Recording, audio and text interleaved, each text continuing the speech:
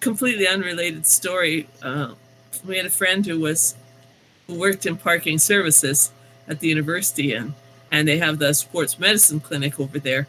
And he was giving a parking ticket to someone, an expired meter, and the guy comes out and says, do you know who I am? I'm so and so.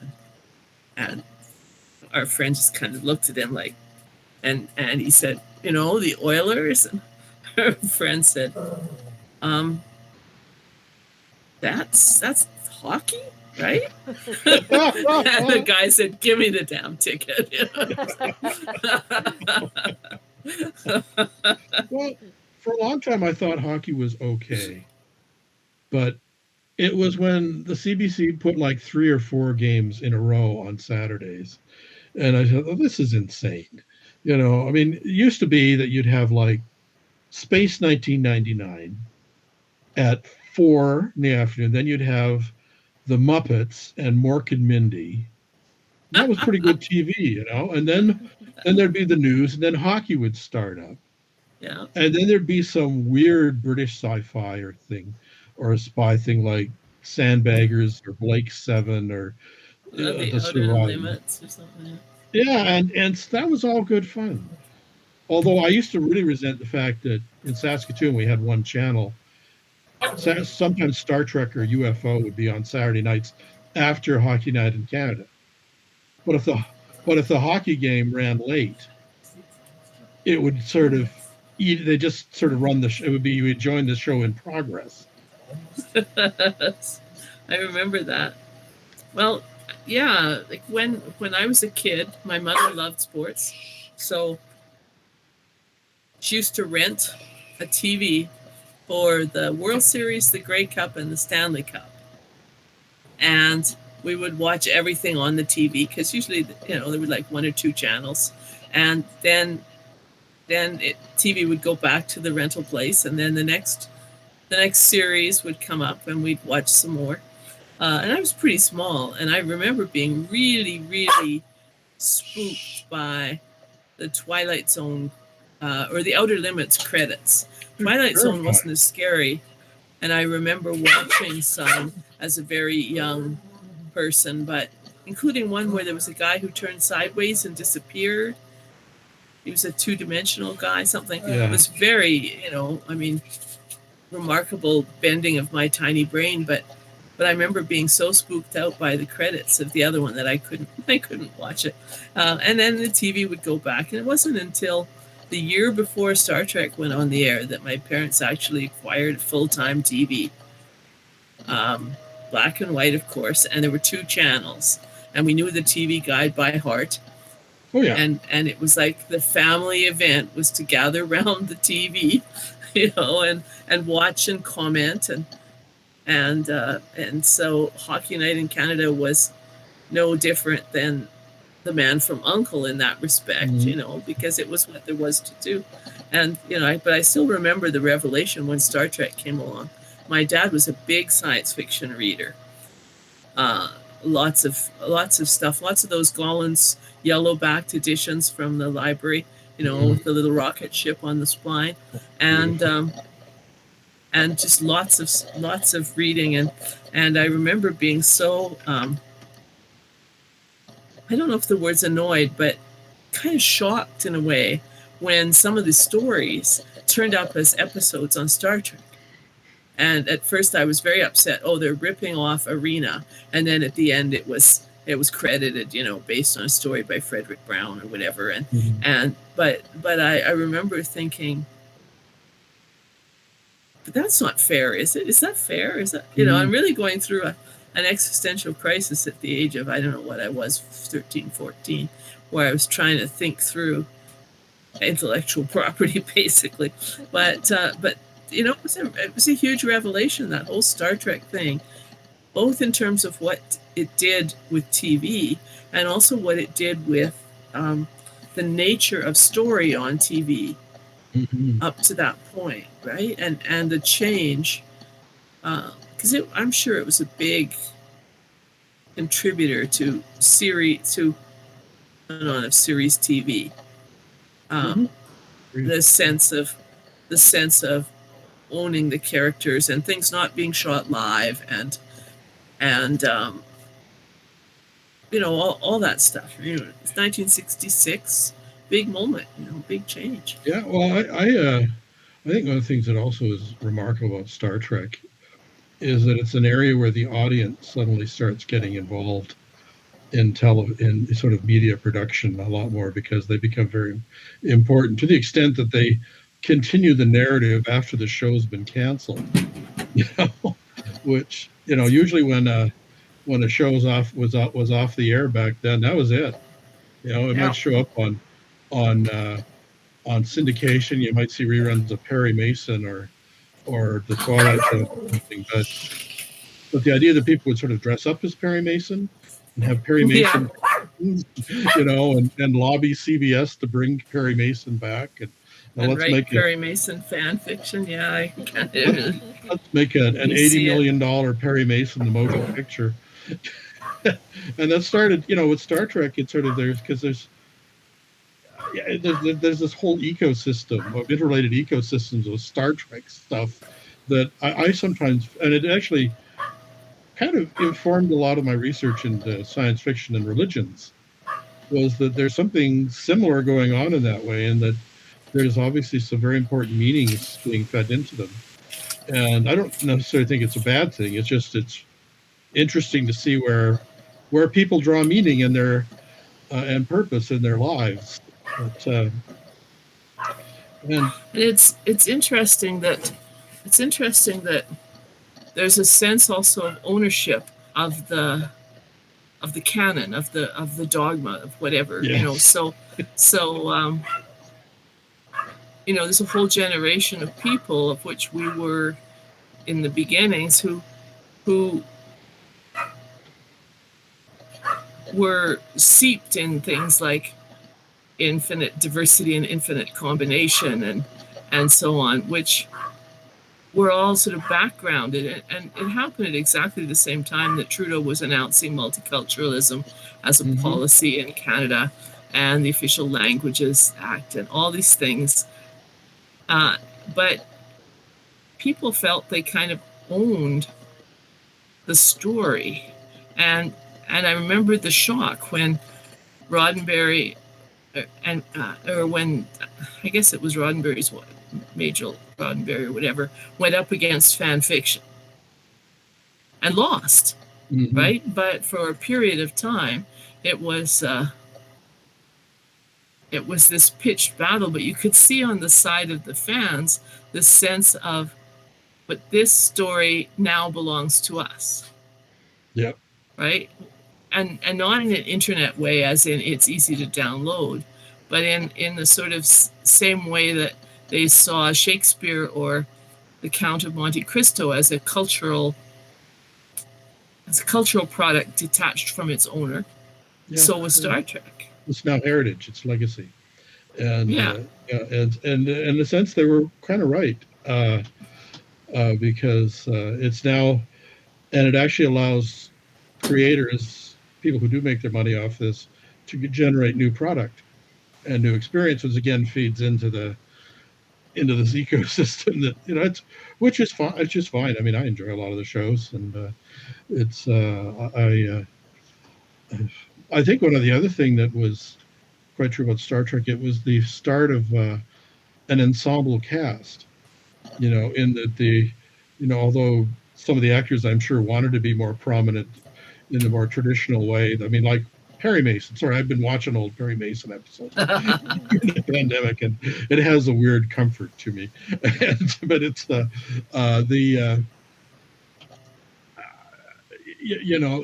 in some ways, like in Perry Mason is the most important guy. Della Street's, she's important, but she's mostly doing a bit of detective work, answering the phones, getting the coffee. And Paul Drake, the detective guy, is running around, and and really he keeps the plot going. He gets the information to Perry to do the things that Perry needs to do to win everything. And it's basically Perry Mason's show, but it's not. Star Trek is not strictly Captain Kirk's show. And that Oh, it's so funny because I was an adult and well along in years before I realized that Captain Kirk was supposed to be the romantic hero and that it was actually supposed to be his show. And all of these other people were support characters. In fact, the No, there. ensemble was strong enough to give everyone someone to identify with. So, Yeah, well, you know, they were an excellent cast, and and the Shat isn't probably as smart as everyone thinks as you thought he was. But anyway, that's another story. But I actually I have to tell you, this is my brush with fame. I had lunch with Majel Barrett ooh, and Paramount. It was a very strange story. It has nothing to do with any of my.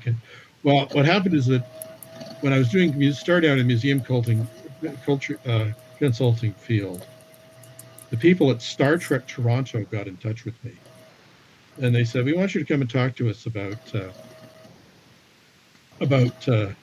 museums." And I said, "Why?" And but I went and I chatted with them because I'll talk to anybody.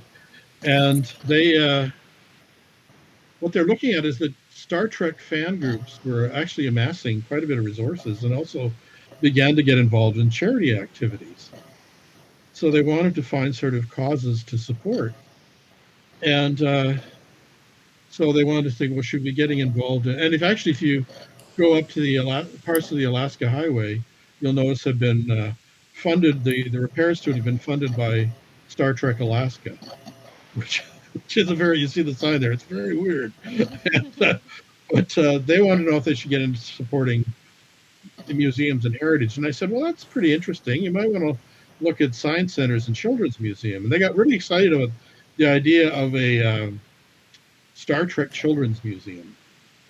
And so I was actually going to near Los Angeles on some other business. And so thanks to Star Trek Toronto, they got me an appointment with the Star Trek archivist, a guy named, I think it's Richard James. No, it's not Richard James. I can't remember his name now, but he was actually Canadian. And he said, come and talk to me. And he actually, I went to the Star Trek building in the Paramount Studios, and I had no idea what I was going to talk about. I could sort of say, yeah, you could make a children's museum, and I don't know. But anyway, so I was, but what the heck? So I went over there, and we were going to meet with Gene, but he wasn't in, and we discovered it was because it was the day after the preview of Star Trek V, The Final Frontier, the one that William Shatner directed, and apparently Gene wasn't seeing anybody that day. It was basically oh dear. heard from the secretary. So yeah, exactly. So I said, well, let's have lunch. So he took me to the Star Trek commissary and the Paramount commissary. And I always thought the Paramount commissary would look like the cafeteria scene in Blazing Saddles, right? Just your metal tray and they throw your beans and your mashed potatoes on there. But no, it's this incredibly fancy looking place now. It's completely intimidated. And now as I'm sitting down there, and then we met Gates McFadden. She was off Next Generation that year, but I was the only guy wearing a suit, so she thought, oh well, maybe I should talk to him. And I said, I'm a museum consultant. She said, bye, which was fine. She was very nice. And then I met Data's stunt double, and that was cool. And then sat down next to us with Majel Barrett, Mrs. Gene Roddenberry, and we had a nice little chat. And we talked about credit cards for a while because she had a gigantic sort of, it looked like a clipboard, but it was full of different credit cards. And she said, and I must have looked quite, shocked at this. And she said, what is it? And I said, well, I'm sorry, but I've never seen so many credit cards and I don't recognize any of them.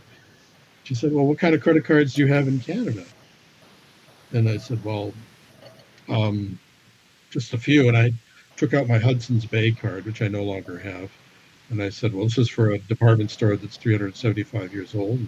And she said, that was for it. And then I took out my Canadian Tire card. And she said, wow, do you have to get a lot of tires in Canada? And Candace, you may get this, Catherine, you won't. And I said, oh, well, there's more to Canadian Tire than just tires. That's the old slogan of Canadian Tire from the 70s and 80s. And the archivist, who was from Vancouver, got it and sort of just rolled his eyes at me. That was my big moment with that's. I wasted my time, I could have anyway. So that was my Majel Barrett story. She was very nice to me, and she paid for lunch, by the way, with one of those strange looking credit cards. And actually, strange credit cards, are in one of my stories, the Uber card, which was written before Uber was a thing. Should have changed it, but it was the idea that you had a dangerously unlimited credit card, and that you don't really want one of those. You really don't. So. Well, I think one of the things that is characteristic of your work, Hugh, to bring it back to your book, hold up your book again. To bring it back to your book is that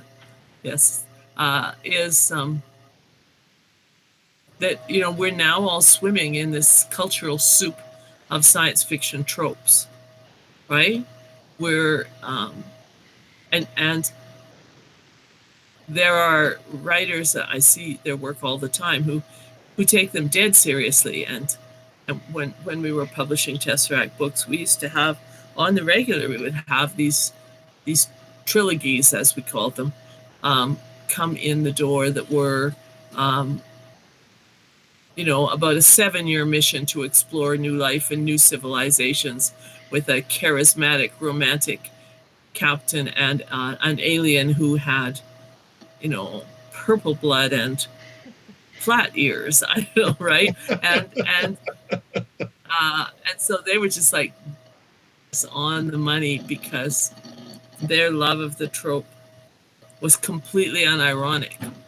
Whereas I think what happens, what you do, which I appreciate so, is that, you're swimming in the soup and you're saying, this is the weirdest soup ever.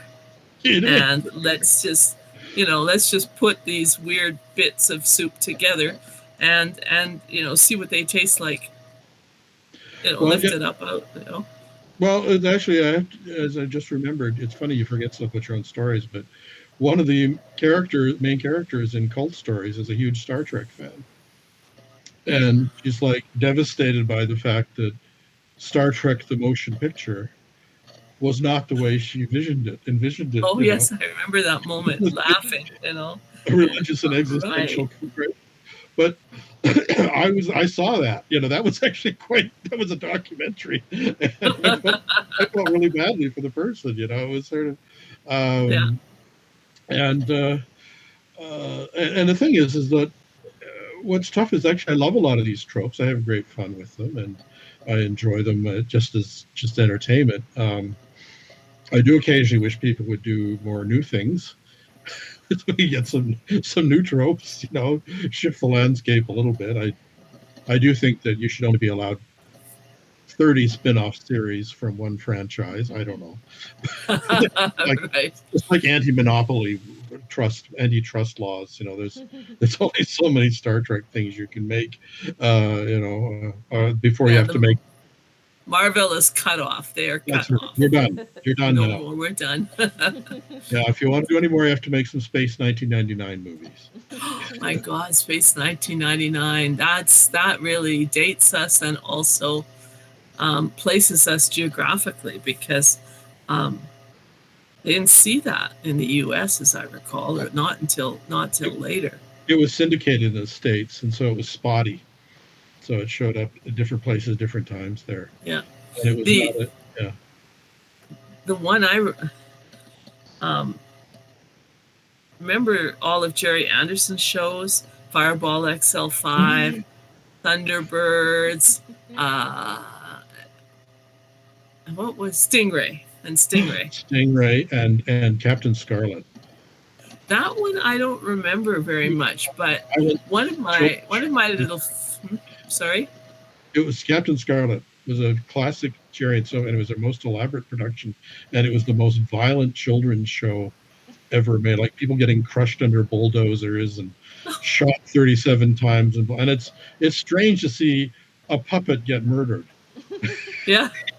Well, okay, two things. One of them is that Stingray was the first one of those I ever saw, and I still remember the credits would have this little music, and it would go da da da da da da da Stingray, and then there'd be a break, and there would be like a tiny little clip from the show, and then da da da Stingray, right? And at one point, the guy in the wheelchair who predated Professor X. Professor X, as far as I can tell. The music stops and he turns his wheelchair and he says, anything can happen in the next half hour.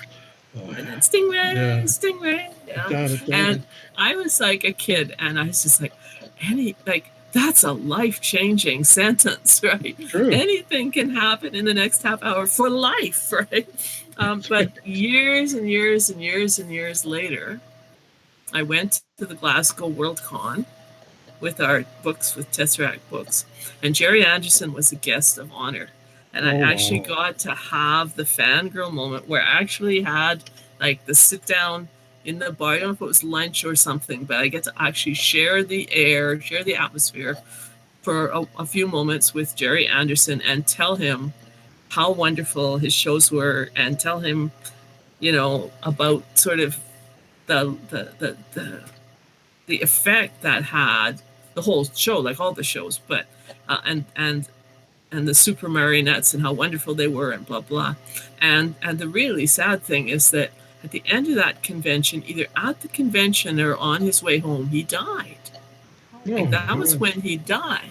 So it's like that was really spooky because it's like, but at least I met my hero and I killed him.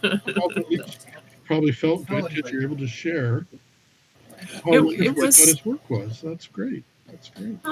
And he was a really nice person, right? He was just he was one of those people who is made more interesting by fame. Actually, that can't be true because I'm looking on Wikipedia. Maybe he didn't die, but had a heart attack or something because he died in December 20. Yeah. Wikipedia. So there must have been some. I think he may have had a stroke because I think he was. Yeah. I think he was. Because something medical and horrible happened, and everyone at the convention was quite horrified. But I mean, it was one of those moments like you never think you. When I was a kid watching this with my dad, the science fiction fan, who would have thought that? And by then my dad had died, but my dad was alive for the first times I went down to the International Conference on the Fantastic, and I met Brian Aldiss, and was getting to hang around with Brian Aldiss because he was a permanent guest of honor there. And I actually phoned my dad from the hotel room, and it's like, guess what, Dad? But I mean, my dad was the guy who he was a terrible insomniac, and he used to sit up all night watching Doctor Who on the cable channel. I bought a hot dog for Brian Aldiss. For Brian or from Brian? Oh, for. I was at I was giving a paper. It was really not one of my best. I was giving a paper at the 100th anniversary of the Time Machine. It was a conference the H.G. Wells Society was holding in 1995 in London, actually in the college where Wells studied. And it was an interesting conference, and Aldous was one of the speakers and one of the hosts or sort of the sponsors of it. And we were all getting in buses at one point and being driven out to the Darwin estate to see the home of Charles Darwin, which was a museum. I was there. I was up for that. But we all got boxed lunches to eat on the bus, and nobody got anything for Brian Aldiss. And so I leaped out, saw a guy, me being, I'm, gonna solve this problem. And I went out and I saw a little sort of hot dog stand guy, and I bought a big hot dog and I brought it in for Brian. And he looked at it because it was quite disgusting. We traded, actually. I gave him my box lunch. I got the hot dog. because I was young at the time and would like. But yeah, he was a very nice man. He was a very nice man. Yeah, he's a delight. He was a delightful guy, and you really haven't lived until you've seen a number of your science fiction heroes doing some sort of bizarre self-written science fiction play after midnight in a hotel ballroom, wearing those little dealy bobber headbands and pretending to be cockroaches scuttling around. Brian Aldiss and Joe Haldeman. John Clute was there, but I think it was Judith Clute who was scuttling, and all going, scuttle, scuttle, and you're thinking, these are the great minds that formed my childhood. I think I need to go home and have a think, have a little think. It's a pity you didn't have a smartphone then, because you could have put that on there and got it on Netflix. I know, yeah, all the great moments that are lost forever, lost in time. Yeah, like I wish tears in the rain. I wish we'd had smartphones back in the Judy Merrill days. I'll tell you that. Oh, she was. Yes. We could have done a great documentary about Judy. Oh, no kidding. Well, we'd still be in court. I have a couple of things. Oh, no. Oh, no. It would have to have been the authorized documentary. She would have gone for it under certain conditions, I'm sure. We could have gotten Harlan Ellison to produce it. Oh, smart ass. That was, although, nobody ever talks about that, but she was the only one who ever bested him that way. Oh, I know. She won that suit. Well, and I love that about her, that she just went for it and she won. It's like, yay! It's like, somebody wrote a one-man play. It wasn't a male actor, sort of talking about his relationship with Judith Merrill. Was it Judy Merrill I Love? I can't remember the exact title. It was on the Fringe Festival in Toronto a few years back. Oh. And it was actually not bad, because he knew her when she was out in Kingston, I think, for a while in the early years. And but the lawsuit, the Man from U.N.C.L.E. lawsuit, came up, and she discussed it. And you can barely. He actually was able to. He projected a few minutes from the episode, and it's kind of interesting because it's very hard, apparently, to find copies of that episode. Well, here it is. I Love You, Judy Merrill by Jordan Bim. Well, there you go. You should bring it to Edmonton. In July 5th, 2015. I would have liked to see that. One of the things about this mystery series coming out is I started writing it years and years ago, and I used to go visit Judy in the Epitome apartments, in the Epitome apartments, but everyone called them Epitome.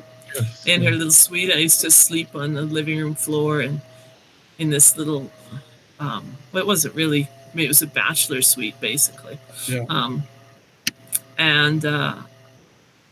So when I started writing this series, which was a long time ago now, I put my character in the Epitome apartments, and the press ended up wanting it called that, the series, like the Epitome apartment series, but the whole thing is basically an homage to Judy and her amazing vitality living out of that tiny little space, and I remember when she turned 65 and she started collecting the pension, and she had a military pension from her first husband who had been in World War II, who was a veteran of World War II, and she said that her standard of living went up when she turned 65, and she was actually able to move into the Performing Arts Lodge when it opened, and then suddenly she had like double the space plus a screen sun porch, and it was like a luxury accommodation compared to the Epitome. But I remember talking about that. Yeah, and I feel,